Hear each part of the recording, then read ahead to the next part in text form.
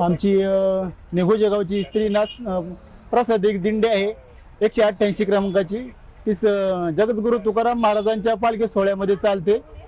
आणि आपल्या विशेष करून आरोग्य खात्याचं जर सांगायचं म्हटलं तर त्यांनी खूप मोठी अशी सेवा केलेली आहे. आणि रस्त्याने कोणालाही काही त्रास हो कुठंच कुठे अडचण भासत नाही.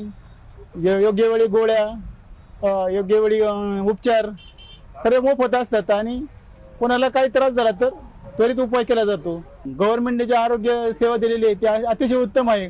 आणि माझे आता पाय दुखत होते तर मी विचारच करत होतो की पाय कसे राहतील माझे दुखायचे. मग तर मला क्षणात लगेच पुढे दिसलं की त्या ताई कुठेतरी मालिश करतायत. तर मला खूप छान वाटलं की आरोग्य खात्याने खरोखरच हा उपक्रम खूप प्रेरणादायी आणि गरजेचा होता.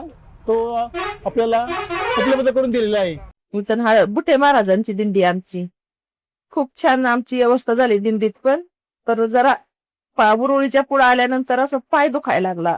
मग जागोजाग आम्हाला सरकारच्या गोळ्या औषधं होती. मग ती गोळ्या औषधं खाता आले जरा तरी पण फरक नाही पडला. मग इथं लिमगावच्या मागे एक गाव, मग त्या गावात अँब्युलन्स मी अशी लंगत होते.